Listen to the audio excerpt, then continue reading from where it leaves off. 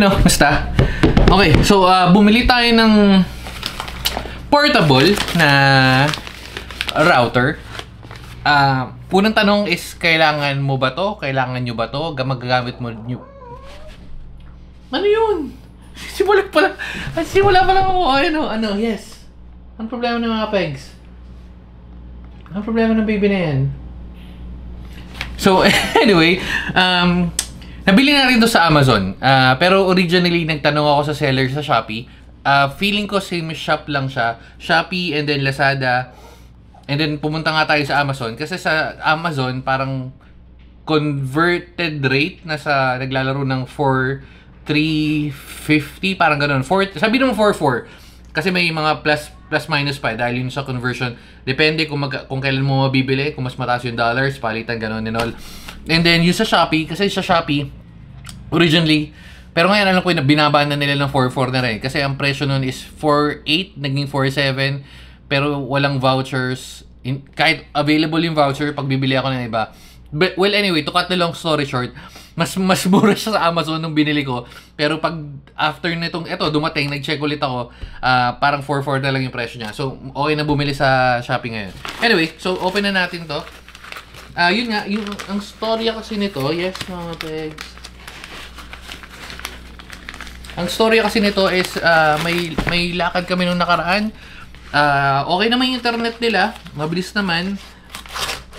Ang naging issue lang natin is yung router na nandun sa place, doon sa Airbnb is tawag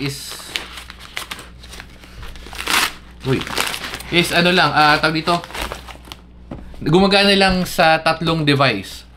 So, kung gumagana sa 3 device, kung meron akong laptop at meron laptop, cellphone, na iPhone, meron akong laptop na Android na phone tapos na-iOS na laptop, 3 na agad yun.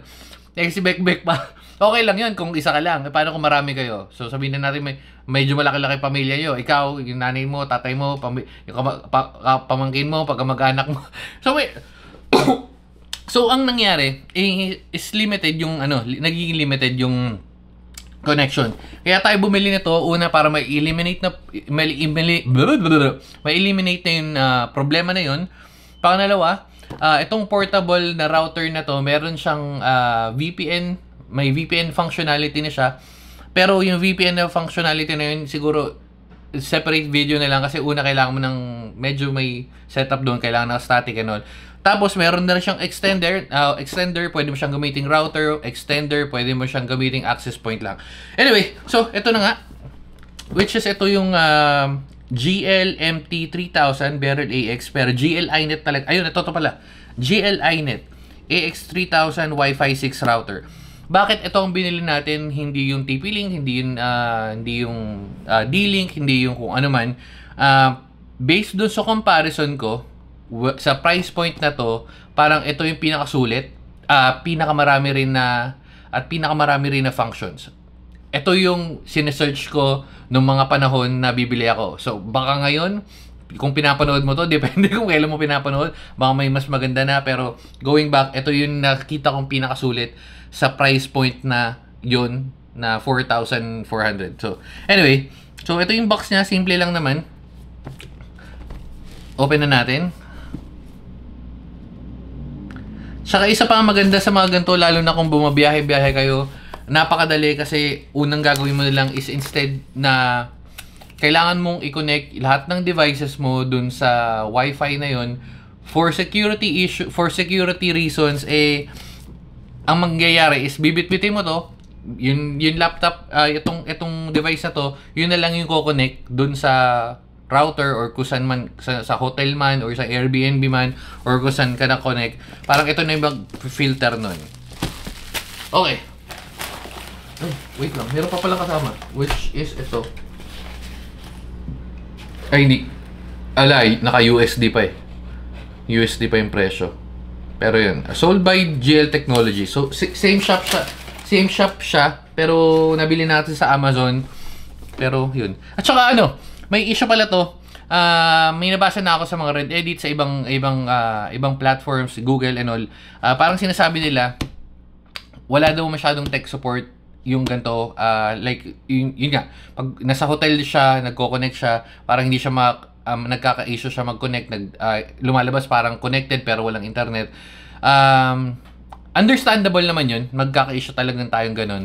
Pero kasi, pag bumili ka ng ganito, madalas, ikaw rin magto-troubleshoot di ba? Pero, wala lang, share ko lang.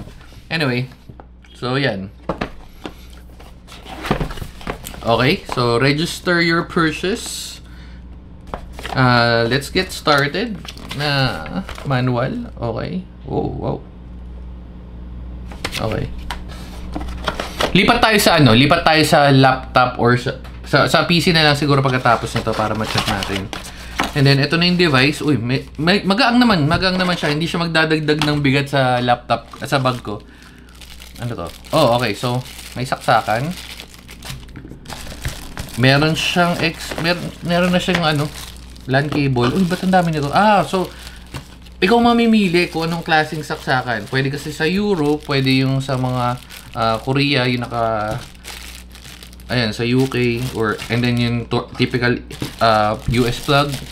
Okay. So talagang design siya para gamitin sa labas. And then lastly is itong adapter. Tatanggalin na natin ngayon. Lilipat tayo sa para ma-check natin yung interface kung ano itsura. Okay. Try natin kaya set up sa may nakita akong manual kasi pag sa phone mas madali i-set. Pag sa laptop mas madali kasi mas makikita ka agad, 'di ba? Okay, nandito. Nandito ba yung password? Malamang nandito.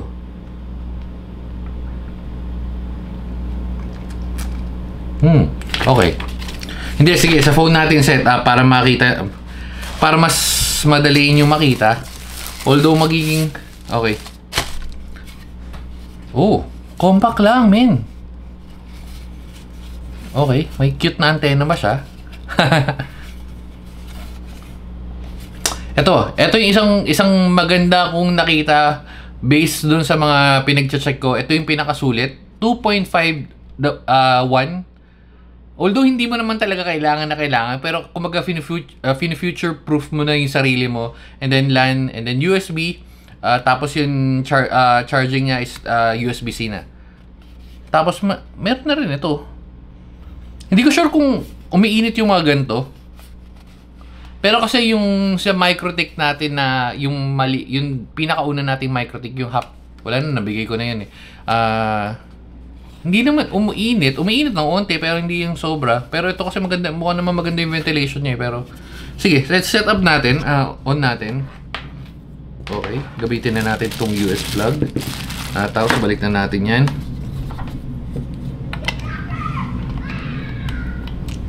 Okay, wait lang.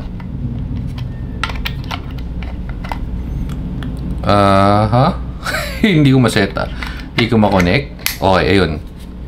Pagpapalitan mo, okay, ayun. Hanapan mo lang yung butas, men. Okay.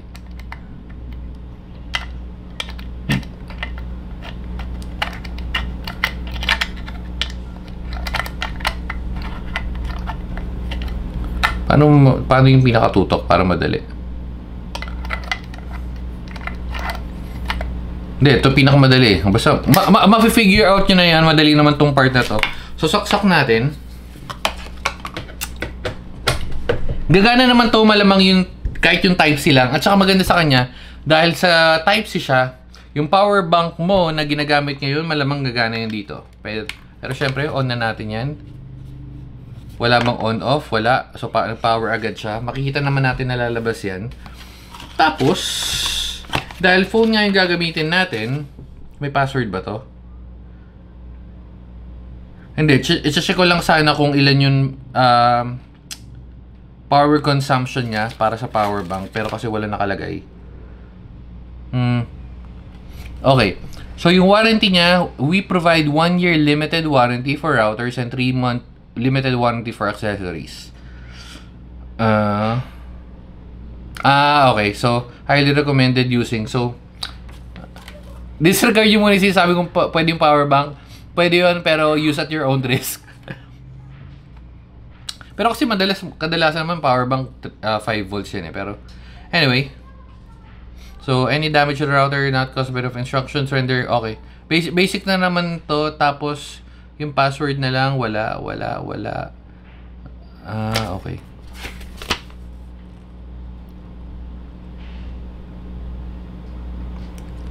Okay. So kunin ko lang yung phone ko para ma-testing natin. Wait lang. Okay. So we are back.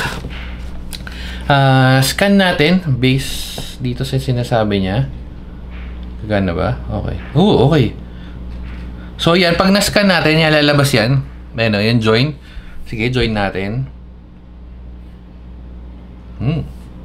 Okay. Legit ba? Nag-connect? Hindi. Hindi nag-connect. Nag-connect. So ayan, nag-connect. Ayan, dapat yung .8 yung IP address natin. Okay, so nagpalit ng IP, 192.168. Tapos pupunta na tayo sa GUI nung router, kung ano ang itsura niya. .8 .1. Okay. So ito na yun. Pupunta ka dito. Pwede mo setup pala. Madali ang setup. Kasi unang-una pwede mo lang i-scan. Tapos nandito na rin yung password just in case. Pero syempre, pag na-setup mo na to, I suggest na palitan mo. Kasi security. Okay. So, English, setup natin, admin password. Oh.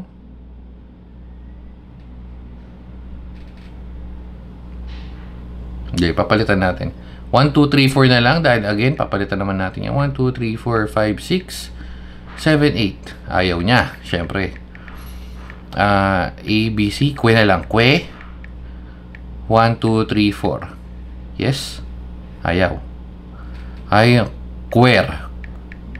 1, 2, 3, 4. Quer. 1, 2, 3, 4. Ayaw mo tanggapin, men. QWER 1, 2, 3, 4. Okay. Kasi naka-prevent weak password, which is fine. I mean, hindi siya fine, which is fine na nakatanggal to kayo kasi for testing purposes lang naman. 1, 2, 3, 4, 5, 6 na lang siguro tayo. Okay. Gumagana naman pala yung 1, 2, 3, 4, 5, 6. 3, 4, 5, 6. Okay, done. Then apply. Okay. So, ito yung mga options na available pag login mo. Meron kang Ethernet, meron kang repeater, meron kang tethering. Oh, talaga. Galing Testing. Feeling ko hahaba, pero gagawa na lang separate video doon for tethering. And then cellular, no modem devices. Ito yung mga USB stick na pinaplug mo dito. Pero syempre, meron din tethering. Ang galing. Okay. So, ano pa yung option na makikita natin? Repeater. Meron siyang auto, 2.5, cancel. Okay. Ayos. So, multi-one. Meron siyang Ethernet, repeater, and tethering. Meron pa siyang failover. Etong mga to, hindi ko na suggested. Lalo na kung portable yung ano mo. I mean, gagana naman siya, pero nasaan na nawa? Kakabak natin. Okay. So, punta tayo dito sa admin panel. Anong option niya? Meron tang internet.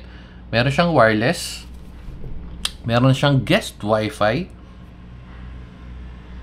Okay. Ayos Well, so far hindi naman siya umiinit, pero alam mo yun. Yun na yun sa VPN. Ito yung sinasabi ko, VPN dashboard, meron kang open VPN client server. Pwede mo siyang gawin server to, but then again, separate na lang yun, medyo ano yun. Tapos WireGuard server. Oh, okay talaga. At saka Tor. Ayos VPN dashboard. Ito yung itsura ng dashboard niya. Kung naka-set up ka na, kung hindi pa, nandyan. And then applications. Okay, so plugins. Ano to? Okay. Dami Dami rin Ayos And then dynamic DNS. So meron na rin siyang dynamic DNS. Good cloud, di ko alam yan. Network storage. Ito yung ito yung madedetect mo sa AdGuard Home talaga. Marami na rin. Meron rin siyang tail scale. Ito lang, isang issue ko sa tail scale. Ito yung, kaya sa isa sa rason, yung tail scale ko dito sa bahay, na yung Synology natin, nagtry akong mag-connect. Nagko-connect naman, pero ang bagal, sobrang bagal. Pero anyway, pero still good to kasi, I mean, meron na siyang tail scale. Meron siyang tail scale, meron siyang 0 tier. Ito yung mga mabilis i-setup na VPN siya in a way, pero kasi hindi siya yung VPN na ini-expect. Basta, search na lang, medyo mahabang explanation yun. And then network. So, firewall, open ports, okay. Multi-1, okay. Ito na yung kanina. Tas LAN, kung gusto mong palitan, yung IP address mo. And guest network. Ayos DNS. Network mode. Okay. So, dito, ito yung sinasabi ko. Kasi sa ngayon, walang internet to. So, isa-set up natin na mabilis kung gagana ba. I-click natin, extend. Well, ayan So, pupunta ka ng network mode. Tapos, gagawin natin access point. Extender na lang siguro. Tayo doon sa base sa hinahanap natin. I-connect natin sa network natin dito sa bahay. In a bit. Pero, balik tayo sa internet. Meron na ba? Okay, so feeling ko meron na kasi ay nakalagay. Oh, wait. Operation timeout. Pero hindi. Ito kasi meron, oh. Ayun, oh. Oh, reboot the device. Talaga. Okay, so connected. Ito yung... Nandito na ako. Again, ginamit natin siya. Medyo mabagal kasi dapat sa 600 to. I-on natin yung ano. O-on natin yung 5 GHz na connection at the same time. Sige, mabilis lang. I-on na natin. Ito, sa setup na natin. Okay, so, mabilis lang. Nag-reset tayo.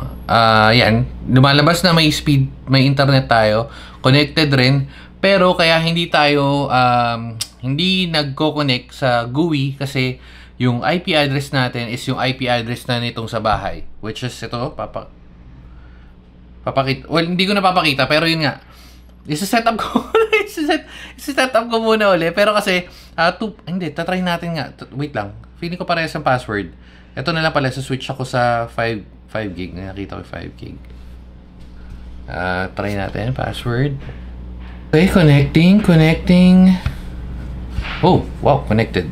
Okay, so connected. Naka 5 GHz na 5G tayo. Check natin kung yung internet niya ba ganun din. Let's go.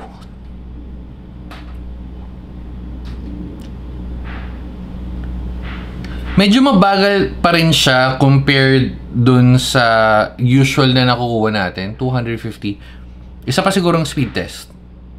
Kasi minsan may delay pagkaka-switch mo lang And usually pag 5 GHz pagkaka-enable mo lang 'yun, medyo may medyo may delay ng bahagya.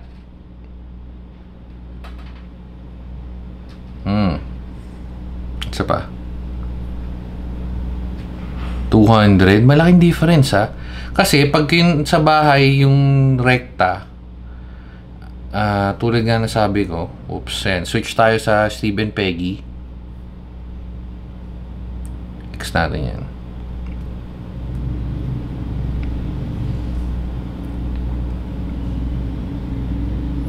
Ayun, ang laki ng difference. Medyo mawagal nga ng onte, pero medyo malayo tayo ng onte, pero I mean, half yung speed, no?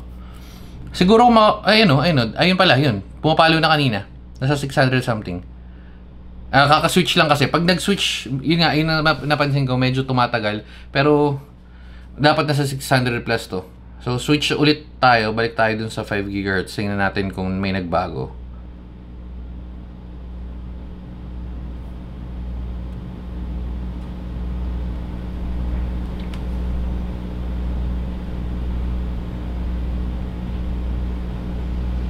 Yun talaga. Half the speed. Pwede na. For wireless, ginawa mo siyang extender.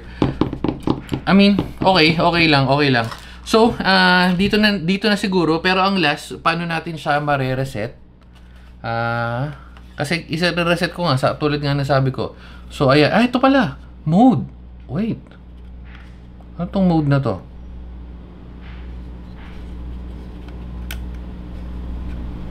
Ano tong mode na to? Wait lang.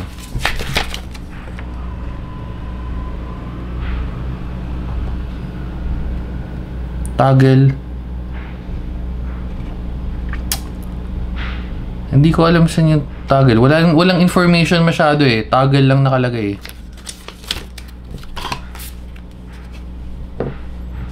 Pero, anyway, sobrang dali i-reset. Para makita natin pare-parehas kung sobrang dali talaga, press and hold natin ng 10 seconds. 1, 2, 3, 4, 5, 6, 7, 8, 9, 10. Ayan, nagre-reset na siya. So, wala na tayo masyadong kailangan. Kahit yung pin, hindi mo na kailangan hanapin kasi nag-reset na siya. Para mapatunayan natin nag-reset siya. Check natin kung lumalabas pa rin. Lumalabas pa rin, pero okay, nag-off siya.